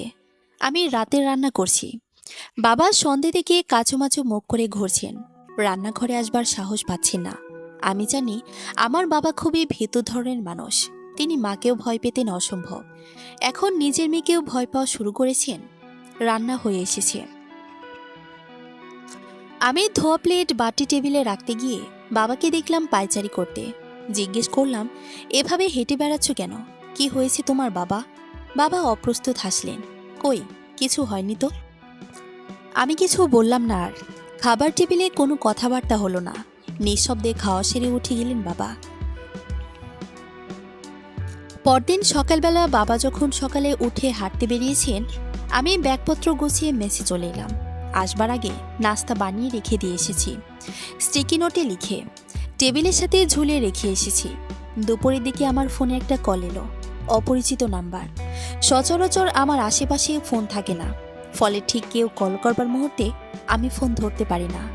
আজ কিভাবে যেন ফোনের কাছেই ছিলাম, রিংটোং বেজে উঠতেই ধরে ফেললাম। ওপাশ থেকে উচ্ছ্বসিত নারী কণ্ঠ শোনা গেল, অবশেষে তুমি ধরলে মৌসি। আমি নাম্বারটা একবার দেখলাম, অপরিচিত নাম্বার, কিন্তু গত দুদিনে অসংখ্য মিসড কল আসার হিস্ট্রি আছে। আমি এই রমণীকে না চিনে বুঝে ফেললাম তার পরিচয়। ছোট করে বললাম, সরি ত্রিনাপু, আমার নাম্বার তোমার কাছে সেভ ছিল, তারপরও তুমি কল রিসিভ করনি আমার। হাহাকারের মতো শোনালো কণ্ঠস্বরটা। এই মেয়েটার বয়স কত হবে? 21-22? এই বয়সে মেয়েদের এমন ঘন ঘন মোড় পাল্টায়, সাথে স্বর পরিবর্তন করে। হেসে বললাম, না না, তোমার নাম্বার আমাকে কে দেবে? আমি তো আন্দাজে বললাম তুমি ত্রিনা। আন্দাজে বলে হয়ে গেল? বাবা, তাহলে বলো আন্দাজটা হলো কি করে? ওই হাদারামটা বলেছে। নায়ক সাহেব যে তার বোনের কাছে হাদারাম নামে পরিচিত জেনে মজা লাগলো। হেসে বললাম, তোমার হাদারাম তো তোমার প্রশংসায় পঞ্চমুখ। যতই প্রশংসা করো, এখন থেকে ওর দায়িত্ব তোমার, বুঝেছ? ওকে আর ওর সবটা তোমাকে সামলাতে হবে। আমি হাসলাম, কোনো প্রত্যুত্তর করলাম না। বিয়েটা কি সত্যি হচ্ছে?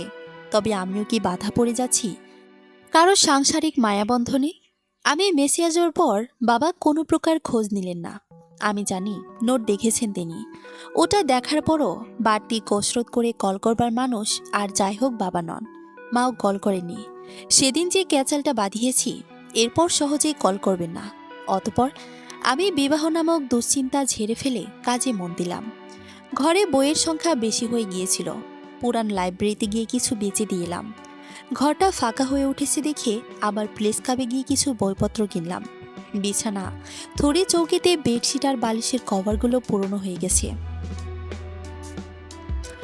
মাঝের দিকটা ফেসে গিয়ে সুতো বেরিয়েছে, নেতানো তেনা একদম। সেজন্য আরেক দিন হনুমানতলা থেকে কেজি দরে কাপড় কিনে কেটে ছেটে বিছালাম চৌকিতে। রেডিমেড বেডশিট কিনবার বিলাসিতা আমার নেই। মেজ বাড়িতে এসে ঝাক্কা চলে যায়। ঘরটাকে মোটামুটি সভ্য করবার পর দুপুরে ঘুমিয়েছিলাম, নতুন চাদরে আয়েশ করে ঘুম। আমার সেই ঘুম ভাঙল কারো প্রবল বেগে দরজা ধাক্কানোর শব্দে। এত জোরে কড়া নাড়ছে যে মনে হচ্ছে দরজা ভেঙে ফেলবে। আমি বেশ বিরক্ত মুখে দরজা খুলতে গেলাম, কিন্তু আগন্তুককে দেখে আমাকে মোটামুটি বিস্মিত হতে হলো। সুশ্রী চেহারার এক রমণী হাতে ফুলের তোড়া নিয়ে দাঁড়িয়ে আছে। মনের অজান্তেই আমার ঠোঁট চিরে বেরোলো, ত্রিনাপু, চিনে ফেলেছ? বা, হাদারামটা ভালোই ট্রেনিং দিয়েছে। রমণী গাল ভরে হাসলেন। তোড়াটা আমার হাতে দিয়ে এক প্রকার আমাকে ঠেলে ঢুকে পড়লেন ঘরে। আমি অবাক চোখে তাকিয়ে রইলাম। ফোন কলে যে মেয়ের কণ্ঠ শুনে ভেবেছিলাম অল্প বয়সী মেয়ে, এ তো সে নয়। আমার চেয়ে 3-4 বছরের বড় তো হবেই, এবং বিবাহিত হওয়াও তো অস্বাভাবিক নয়। ত্রিনাপু আয়েশ করে পা ঝুলিয়ে বসলেন আমার চৌকিতে। পা দোলাতে দোলাতে মাথা ঘুরিয়ে চারপাশে তাকালেন। কৌতূহল মাখা কণ্ঠ তার, তুমি এই ছোট্ট ঘরে থাকো? সাফোকেশন হয় না? আমি মাথা নাড়লাম।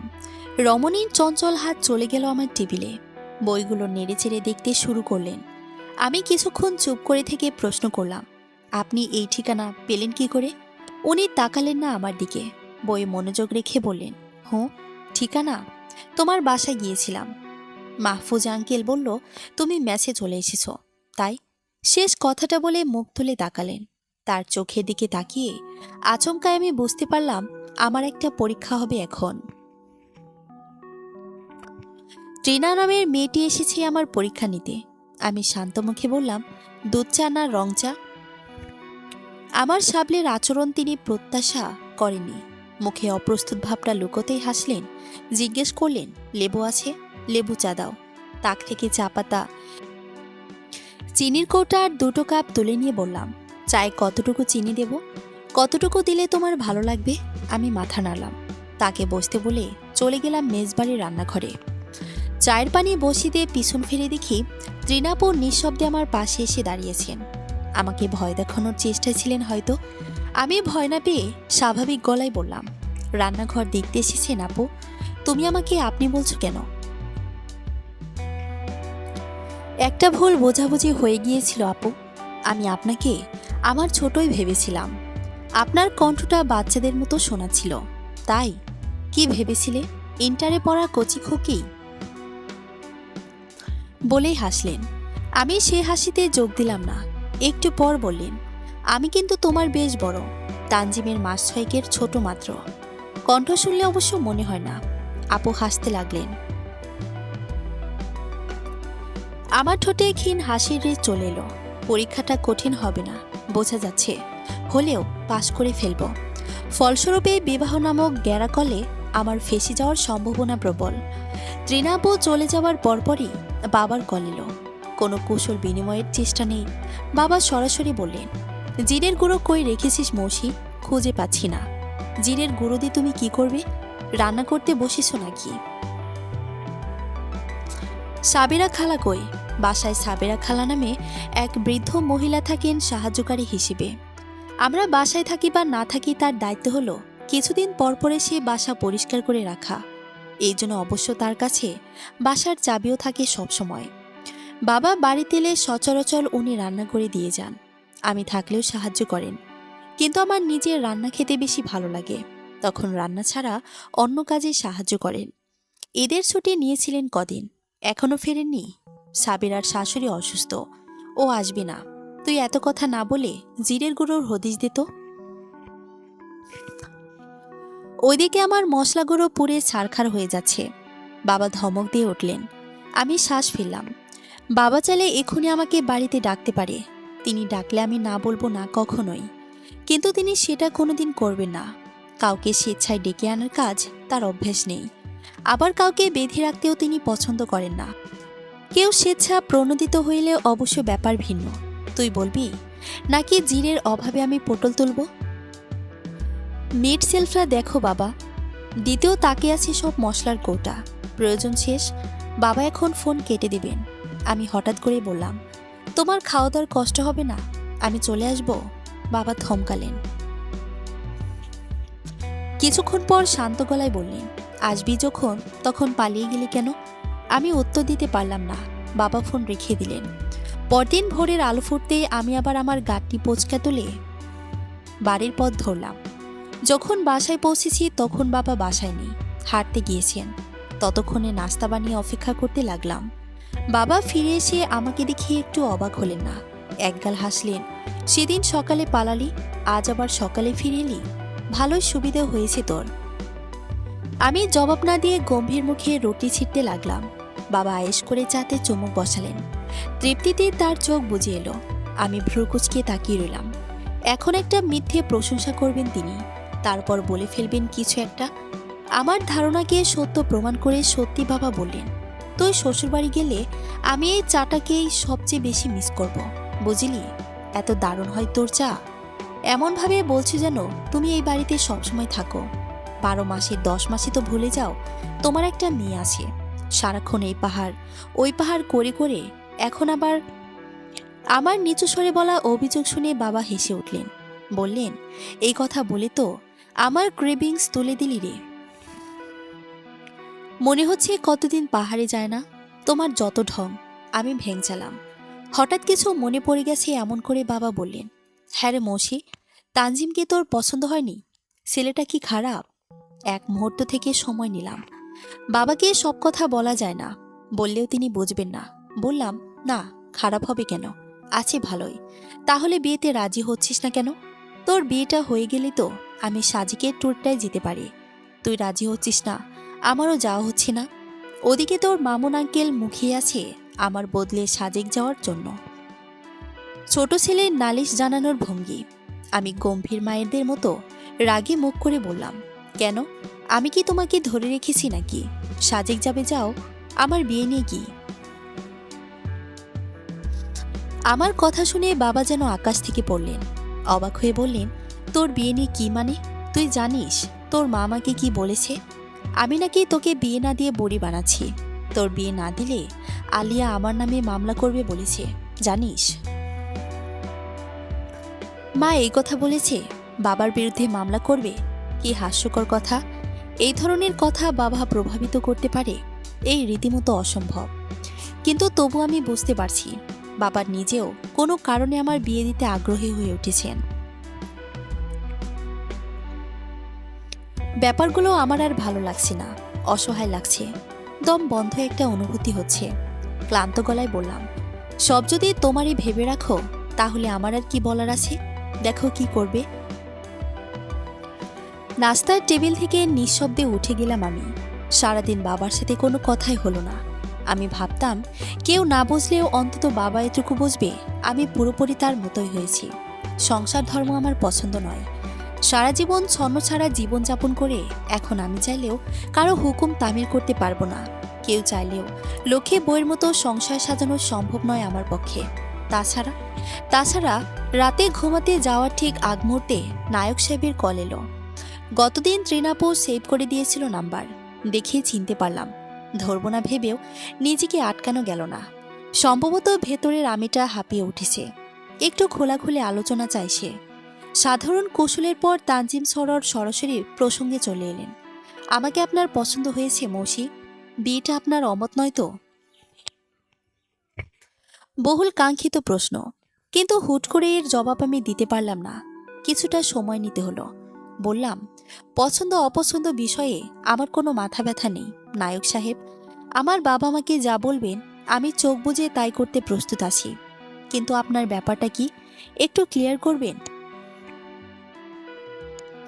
ওপাশ থেকে হাসির আওয়াজ এলো। তানজিম মুখ খুললেন। আমার আবার কি ব্যাপার? মামা মামি আপনাকে দেখেছে, ত্রিনার খুব পছন্দ হয়েছে আপনাকে।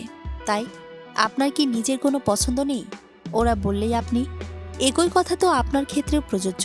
আপনিও তো অন্যের পছন্দকে গুরুত্ব দিচ্ছেন। তবে আমার বেলায় প্রশ্ন কেন? আমি থতমত খেয়ে গেলাম। লোকটা আমার আসল কথা ধরতে পারেনি। আসলেই হাদারাম। মনে মনে ভেঙচি কাটার সঙ্গে সঙ্গেই ব্যাটা হাসতে শুরু করলো। অদ্ভুত কারণে আমার রাগ উঠতে লাগলো। আমি মুখ কঠিন করে বললাম, শুনুন, আমি ভাগাভাগি পছন্দ করি না। আমি বিশ্বাস করি যেটা আমার সেটা আমারই। আমার জিনিসের এক অংশ যদি অন্য কেউ নিয়ে নেয় সেই জিনিস আমার আর চায় না। ২০ বছর আগে আমার মা বাবা ভাগ হয়ে গিয়েছিল। আমার অপশন ছিল একটা, তাই আমি কেবল বাবাকে বেছে নিয়েছিলাম। আমার সিদ্ধান্তে ভুল ছিল না। ২০ বছর পরে এসেও আমার বাবা আমারই আছে, কিন্তু মা নেই। সদ্বনির জন্মের পরপরই তার ভালোবাসা ভাগ হয়েছিল। তাই আমি গোটা মাকে ছেড়ে দিয়েছি। কারো সঙ্গে ভাগাভাগি প্রতিযোগিতায় নাম্বার মানসিকতা আমার কোনোদিন ছিল না। আপনার সঙ্গে আমার বিয়ে হবে কিনা জানি না, কিন্তু আমাকে বিয়ে যদি আপনার করতে হয় এই কথাটা মাথায় রাখবেন, বুঝেছেন? ওপাশ থেকে কোনো উত্তর এলো না। আমি না দেখেও বুঝতে পারলাম নায়ক সাহেব নিঃশ্বাস আটকে বসে আছেন। নিশ্চয়ই ভাবছেন কিছু, ভাবো। তাকে স্তম্ভিত করে দিয়ে আমি হাসি মুখে বিদায় কৌশল করলাম। ভেবেচিন্তে সিদ্ধান্ত নেবেন তানজিম সরোয়ার। একটি দুর্ঘটনাকে সারা জীবনের কান্নায় রূপান্তর করবেন না যেন। রাখছি। ফোন বন্ধ করে ঘুমিয়ে পড়লাম আমি। থাকুক বেটা টেনশনে, দেখুক কেমন মজা। পরদিন সকালে কি ভেবে যেন ফোনটা হাতে নিয়েছি, দেখলাম একটা মেসেজ পাঠিয়েছে সে হাদারাম নায়ক। ছোটবেলায় গরুর রচনা যেমন লিখতাম ইয়া বড় করে, ওরকম একটা রচনা লিখে পাঠিয়েছে। কিন্তু প্রথম লাইনটা পড়েই বিরক্তিতে ভ্রু কুঁচকে গেল আমার। ত্রিনা ঠিকই বলেছিল আমাকে, আপনি অসম্ভব বুদ্ধিমতী মৌসি, নয়তো যে কথা বলবার জন্য আমি এতদিন ছটফট করেছিলাম সে কথা আপনি কি করে ধরে ফেললেন। ত্রিনার চয়েস আসলে ফার্স্ট ক্লাস। ও আমাকে কথা দিয়েছিল ওর উপর ভরসা করলে আমি ঠকব না, বেস্ট কিছু পাবো। আপনার ধারণা ঠিক মৌসি, ত্রিনা আমাকে পছন্দ করত, আমিও করতাম না এমন না। আসলে ছোট থেকে একসঙ্গে বড় হয়েছি তো, প্রকৃতগতভাবে একটা আবেগ আছে। আমি দীর্ঘদিন পর্যন্ত সেটাকে শুধু ভাইয়ের প্রতি বোনের স্বাভাবিক ভালোবাসা হিসেবেই মেনে নিয়েছিলাম। আমরা এক ক্লাসে পড়তাম, সহপাঠী, খেলার সাথী, সব কথা শেয়ার হতো। বলতে পারেন বেস্ট ফ্রেন্ড ও আমার। কিন্তু এইচএসসির পর আমি যখন কোচিং করার জন্য ঢাকায় চলে আসব, একদিন ত্রিনা নিজেই বলল ও আমাকে ভালোবাসে। আমি প্রথমে অবাক হয়েছি, পাত্তা না দিয়ে ঢাকায় চলে গিয়েছি। এরপর অনেক দিন ত্রিনা আমার সাথে সাথে যোগাযোগ করেনি। নতুন শহর, নতুন জীবন, অ্যাডজাস্ট হতে কষ্ট হচ্ছিল আমার। তার চেয়ে বড় সমস্যা ছিল আমি ভীষণ মুখচোরা, অন্তর্মুখী স্বভাবের জন্য কারোর সাথে মিশতে পারতাম না। একমাত্র ত্রিনাই ছিল মনের কথা বলবার জন্য। সে ত্রিনা কথা বলছি না দেখে আমি ফাপড়ে পড়ে গেলাম। মাসখানেক এরকম ছটফট করে কাটানোর পর আমি ভাবলাম ত্রিনার সাথে কথা বলি। আমার নিজের অন্য কোথাও পছন্দ নেই, হওয়ার সম্ভাবনাও নেই, তাহলে ত্রিনাকে মানতে অসুবিধে কোথায়। ত্রিনা রূপসী মেয়ে, ভালো আচরণ করে, সবচেয়ে বড় কথা ওর চেয়ে ভালো করে কেউ বোঝে না আমাকে। আমি ত্রিনার সঙ্গে কথা বললাম, আমাদের সম্পর্ক তৈরি হয়ে গেল। অ্যাডমিশনে আমার ঢাবিতে চান্স হলো, ত্রিনার কোথাও হলো না। মামা মামি খুব রাগ করলেন, কিন্তু ত্রিনার কোনো পরিবর্তন নেই। আমার চান্স হয়েছে এতেও খুশি। আমি পড়ালেখাটা শেষ করে একটা চাকরি বাগিয়ে নিতে পারলেই হলো। আমাদের বিয়েকে ঠেকাই। আমি ত্রিনাকে বললাম সেকেন্ড টাইম অ্যাডমিশন ট্রাই করতে, ও শুনল না। মামার সাথে এক প্রকার জেদ করে ঢাকার একটা প্রাইভেট ভার্সিটিতে ভর্তি হয়ে গেল, কারণ আমাকে ছাড়া ও একা থাকতে পারবে না। আমি একটু রাগ হয়েছিল, ভালোবাসি বলার পর থেকেই যেন ওর নিজের প্রতি উদাসীন হয়েছে। এই উদাসীনতা আমার পছন্দ হয়নি, কিন্তু কিছু বলিনি, সব ঠিকঠাকই চলছিল। কিন্তু একদিন মামি সবটা জেনে ফেলল। তারই বাসায় থেকে তারই মেয়ের সঙ্গে প্রেম। মামির আতে আঘাত পড়ল, কিন্তু মামি কোনো ঝামেলা করলেন না, ইভেন আমাকে কিছু বলেননি। এমন ভাব করেছেন যেন কিছুই হয়নি। কিন্তু পরের মাসেই ত্রিনার বিয়ে হয়ে যায়। আমি ত্রিনাকে কখনো সেভাবে হয়তো ভালোবাসিনি, আবার হতেও পারে ভালোবেসেছি। ওর সঙ্গে সম্পর্ক চলাকালীন সময়টাও আমার ভালো লাগতো, আবার আগের সম্পর্কটাও ভালো ছিল। আমি আসলে তেমন কষ্ট পাইনি ওর বিয়েতে, কিন্তু ওকে আমি কথা দিয়ে কথা রাখতে পারিনি। আমি বলেছিলাম জীবনের প্রতিটা ক্ষেত্রে আমি ওর পাশে থাকবো, থাকা হয়নি। মামির ওপরে কথা বলার কোনো অধিকার ছিল না আমার। কথা দিয়ে কথা রাখতে না পারার এই দায় আমি দীর্ঘদিন বয়ে বেরিয়েছি। এই গ্লানি ভুলতে অনেক সময় লেগেছে, কারণ আমি জানতাম ত্রিনা আমাকে সত্যি ভালোবাসতো। আমি প্রায় ঠিক করে ফেলেছিলাম কখনো বিয়ে করব না। এ কথা শুনে ভাববেন না আবার, ত্রিনার বিরহে এই সিদ্ধান্ত নিয়েছিলাম। আমার আসলে ভালো লাগেনি, ক্যারিয়ার নিয়ে ব্যস্ত ছিলাম, একটা কর্পোরেট জব করতাম, মুভিটার রিসেন্ট স্টার্ট করি। এখন ভালো লাগে এখানে কাজ করতে, বিয়ে ব্যাপারে ভাবিনি। কিন্তু ত্রিনা ভেবেছিল, ও বদ্ধমূল ধারণা হয়ে গিয়েছিল এর জন্যই আমি বিয়ে করছি না। ওর বাবুটা হওয়ার পর থেকেই আমাকে বিয়ে করার জন্য বলছিল। তাছাড়া মামা মামিও বলছিলেন। গত ঈদে বাড়ি আসবার পর ও খুব করে ধরল, একদম যজ্ঞের মতো। এবার ঠেকানো গেল না। আপনি বলেছেন আপনি ভাগাভাগি চান না, আমি যেন ভেবেচিন্তে এগোই। এখন আমি বলছি আপনাকে কিছু ভাবতে হবে না। ত্রিনা আমার খুব ভালো বন্ধু। সম্পর্ক নষ্ট হয়ে গেলে কি বন্ধুত্ব নষ্ট হয়ে যায়? আমরা ছোটবেলা থেকে একসঙ্গে মানুষ হয়েছি বলেই এত সখ্যতা। আর ও আমাকে অনুরোধ করেছে আমার বিয়ের সবকিছু নিজেই করবে, আমার জন্য সবচেয়ে ভালো মেয়ে এনে দেবে।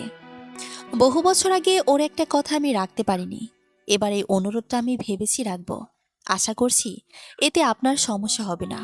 তবে বিয়ের পর তৃণা আপনার কোনো কিছুতে হস্তক্ষেপ করবে না। তৃণা সেরকম মেয়ে নয়, এইটুকু নিশ্চয়তা দিতে পারি। ও মানুষকে ভালোবাসতে জানে, আগলে রাখতে জানে, কারো প্রাইভেসি নষ্ট করে না। অতীত বললাম, এবার কিছু বর্তমান বলি।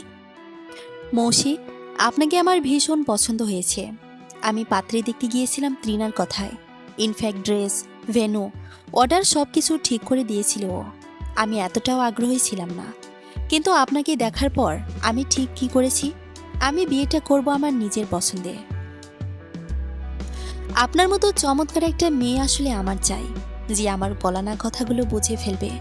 আমি আবেগের কথাগুলো গুছিয়ে বলতে পারি না মৌসি। সিনেমায় তো স্ক্রিপ্ট বলে মুখস্থ। আজ আমি মেসেজে লিখলাম, আপনি মেসেজ পড়লে কি একটা ফোন দেবেন? আপনি ফোন দিলে আমি বুঝবো আপনি বিয়েতে রাজি আছেন। না হলে কি করব এখনো ভাবিনি। কল করলেই বোধহয় ভালো হবে, তাই না? এই এতগুলো কথা আমি সারা রাত ভেবে ভেবে লিখেছি।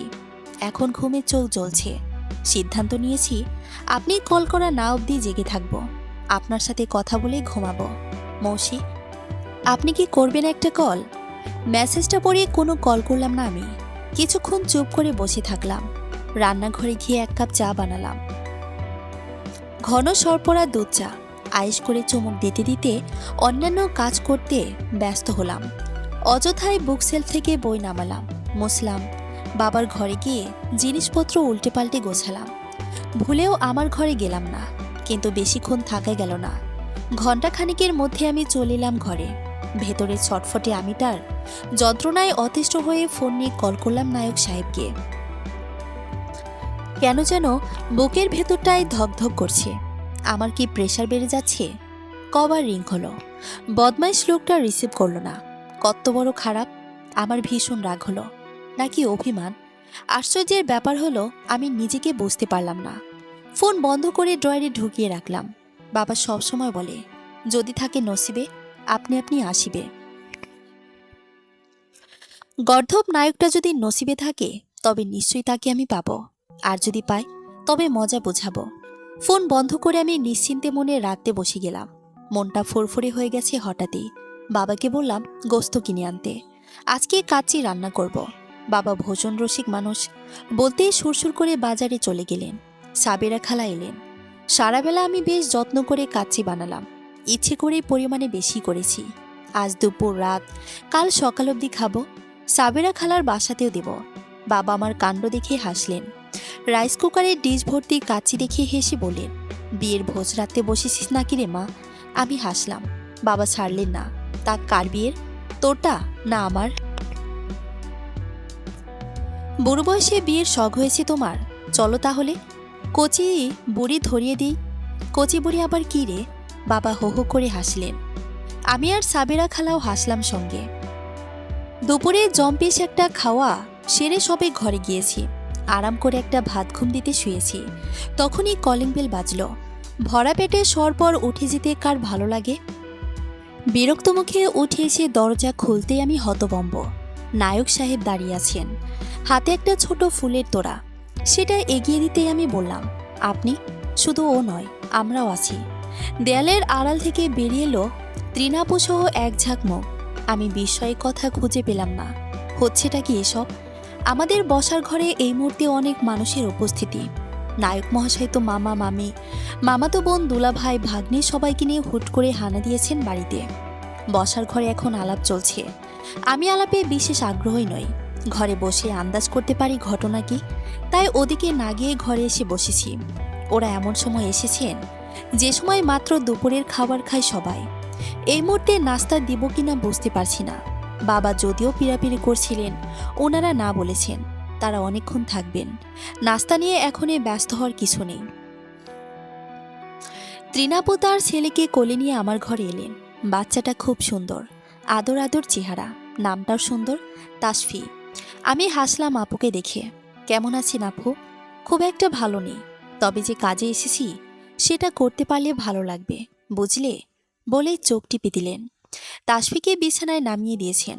ও হাঁটি হাঁটি পাপা করে আমার সামনে এসে দাঁড়ালো। গোলগাল মুখ থেকে ভুবনজয়ী হাসি দিল আর হাত দিয়ে চুল ধরল আমার। আমি আপুর কথাকে এড়ানোর জন্যই তাসফির হাত ধরে খেলতে শুরু করলাম। ওকে কোলে নিয়ে সুরসুরি দিতে লাগলাম।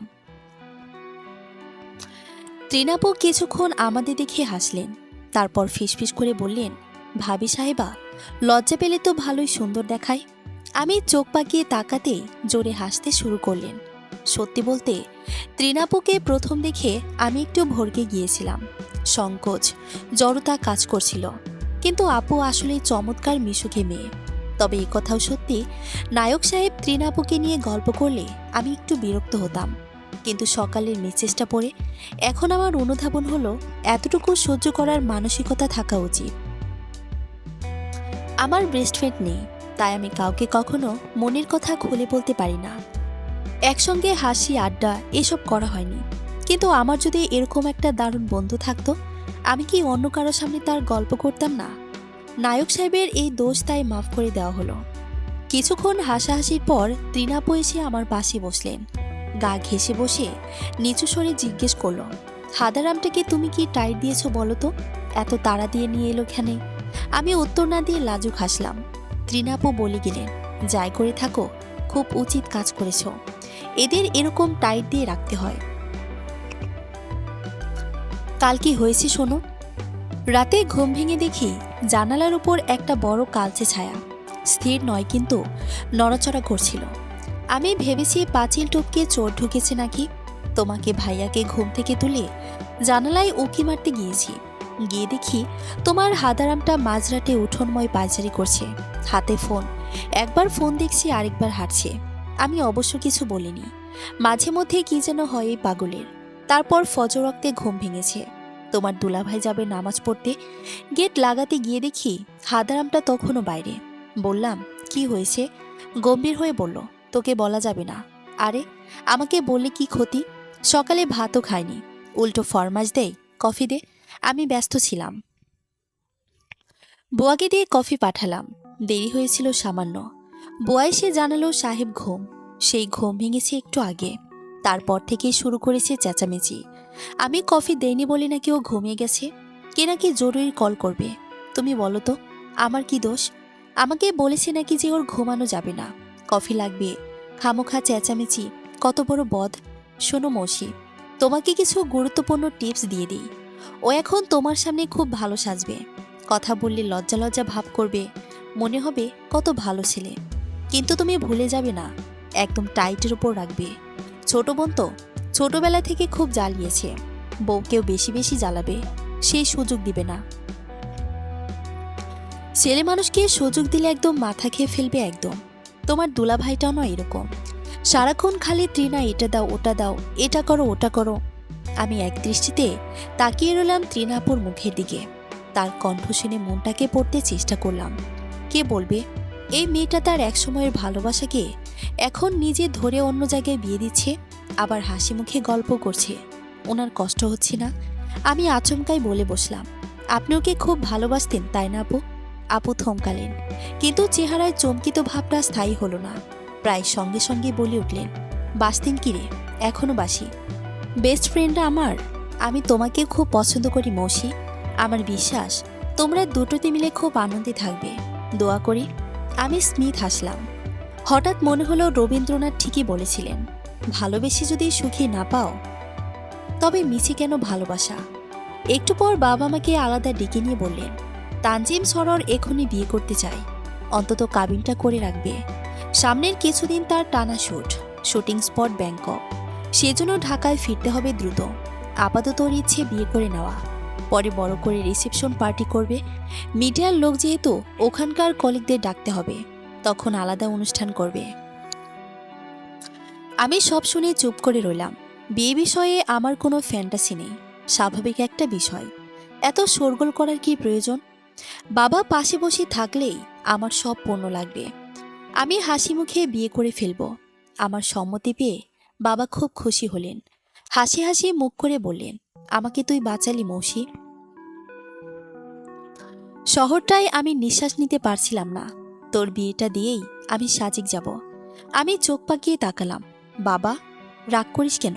মজা করলাম। তবে সাজেক আমি যাব বাবা, হাসতে হাসতে লাগলেন। আমি নাক মুখ কুঁচকে থাকলাম। একটু পর ঘরে চলে আসবো দেখে বাবা হঠাৎ ডাকলেন, হ্যাঁ রে মৌসি, তুই আর কাউকে ডাকবি না? ঘরোয়া হোক, হাতে সময় আছে। আশেপাশের কোনো বন্ধুদের ডেকে নে। আমার কোনো বন্ধু নেই বাবা। ও, বাবার মুখটা ছোট হয়ে এলো। উসখুস করতে করতে বললেন, তোর মাকে, তাকে বলবি না? গল্প রংধনু প্রথম পর্ব। পরবর্তী পর্ব পড়ার আমন্ত্রণ রইল। ধন্যবাদ সবাইকে।